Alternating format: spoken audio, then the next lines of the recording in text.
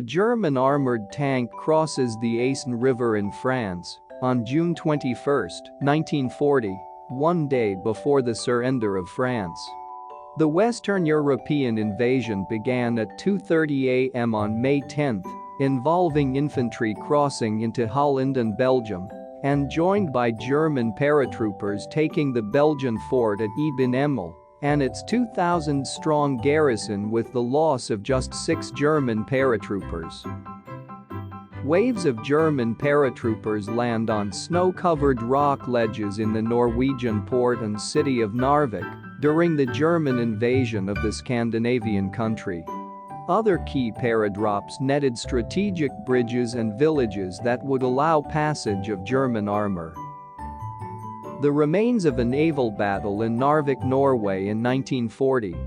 Several battles between German and Norwegian forces took place in the Afotfjord in the spring of 1940. Paratroopers also landed in Rotterdam and The Hague under complete surprise. A group of German Gebirgsjägers, mountain troops, in action in Narvik, Norway, in 1940. The Dutch and Belgians did their best to resist, but their plans were badly dislocated by the loss of the border fortifications, which they were expecting to buy time for their troops to deploy. German soldiers moved through a burning Norwegian village in April 1940 during the German invasion. Waves of German paratroopers land on snow-covered rock ledges in the Norwegian port and city of Narvik during the German invasion of the Scandinavian country. Members of a British Royal Air Force bombing squadron hold thumbs up on April 22, 1940, as they return to home base from an attack on German warships off Bergen, Norway. While the Allies were distracted by the attacks in the Low Countries, the bulk of the German armored divisions were racing through the Ardennes almost unopposed, reaching the Meuse River on 12 May.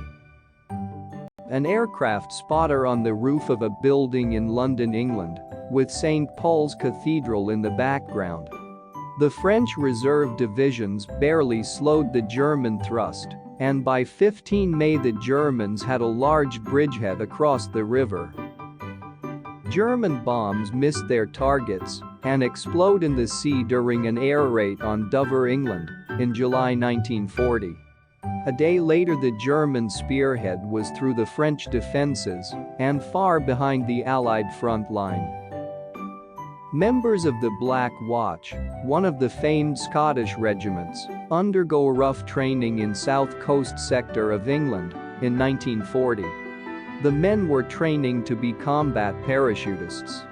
The German tanks reached the coast at the mouth of the Somme River on 20 September, cutting the British and French armies off from their supplies. The Royal Irish Fusiliers of the British Expeditionary Forces come to the aid of French farmers whose horses have been commandeered by the French army. A tank is hitched to a plow to help with the spring tilling of the soil on March 27, 1940. Marching on half rations, the British and French fell back, mounting a fighting withdrawal as they tried to close their wide-open flank.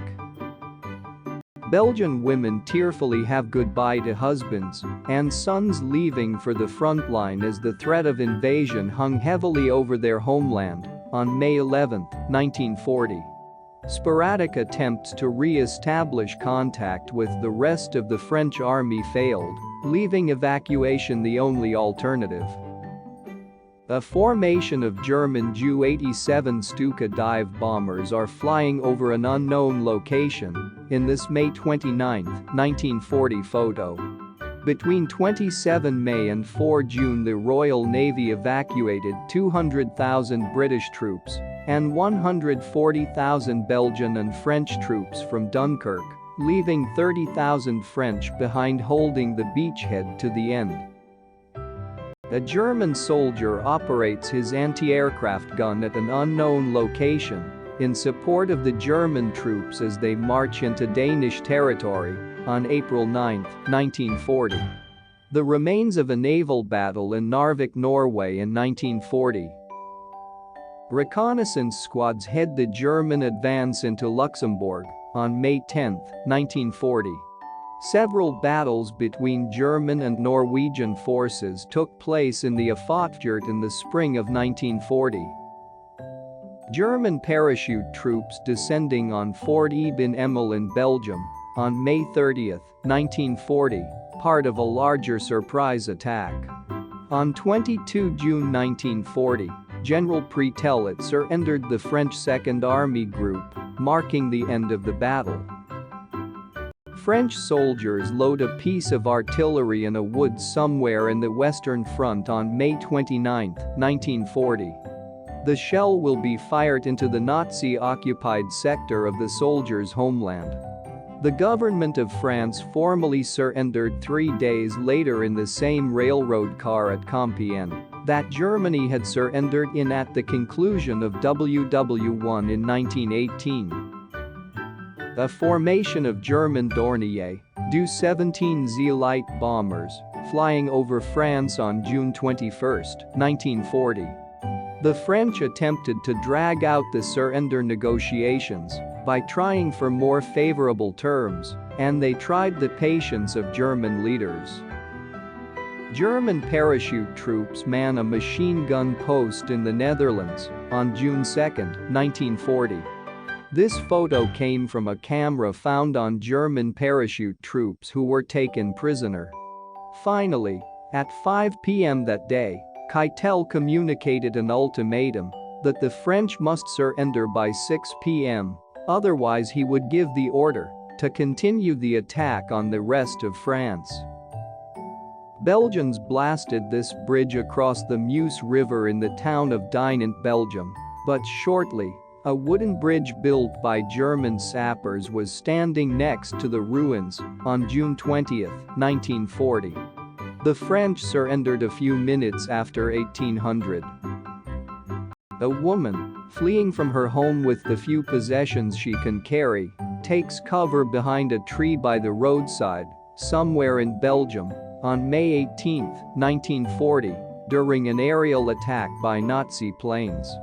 Her bicycle, with her belongings tied to it, rests against the tree, to which she clings for protection.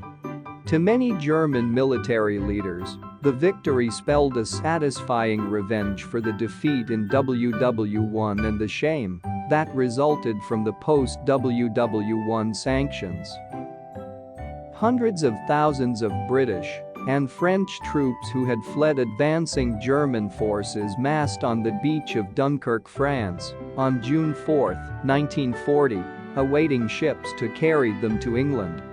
I had a feeling that this was our hour of revenge for Versailles, and I was conscious of my pride in the conclusion of a unique and victorious campaign, and of a resolve to respect the feelings of those who had been honorably vanquished in battle, said Keitel. British and French troops wade through shallow water along the beach at Dunkirk, France on June 13, 1940 towards small rescue craft that will bring them to England. Some 700 private vessels joined dozens of military craft to ferry the men across the channel. That day was the climax of my career as a soldier. Men of the British Expeditionary Force safely arrive home after their fight in Flanders on June 6, 1940. More than 330,000 soldiers were rescued from Dunkirk in the mission code-named Operation Dynamo. French Prime Minister Paul Reynaud, who refused to surrender, resigned and was replaced by collaborationist Philippe Pétain. Oil tanks burn in Dunkirk, France, on June 5, 1940. The aircraft in the right foreground is an RAF Coastal Command Lockheed Hudson on patrol. France was divided into a German occupation zone in the north and the German-sponsored Vichy government in the south. Aftermath of the British retreat in Flanders, Belgium on July 31, 1940. English soldiers lie dead beside their vehicles. In London, de Gaulle announced his refusal to recognize the Vichy government and instead established a new French government dubbed the Free French in London. English and French prisoners of war sit near railroad tracks somewhere in Belgium in 1940.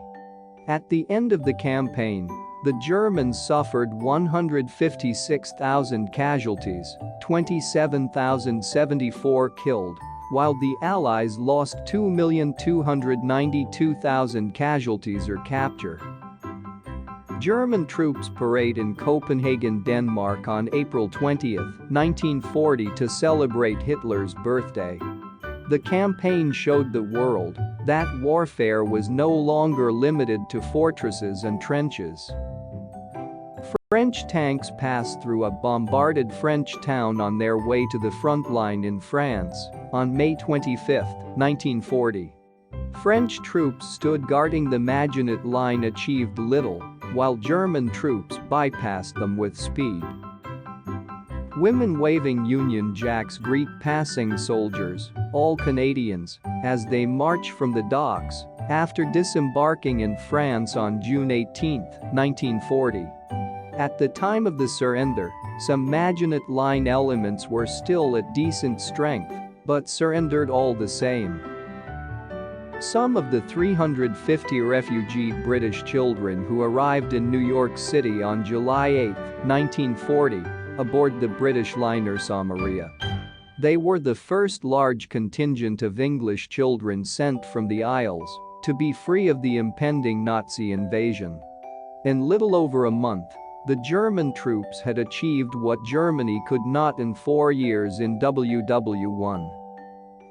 German troops walked down a deserted street in Luxembourg on May 21, 1940, with rifles, pistols and grenades ready to protect themselves. Stunningly, while Germany lost 2 million men, while unsuccessfully trying to take France in the previous war, this modern German army achieved it with a fraction of the lives lost. Bombs let loose by the Royal Air Force during a raid on Abbeville Aerodrome, now held by Germans, in France, on July 20, 1940. V. Photo credit, AP Photo German War Department. Refugees leave their ruined town in Belgium after it had been bombed by the Germans, carrying what little of their personal belongings they managed to salvage on May 19, 1940.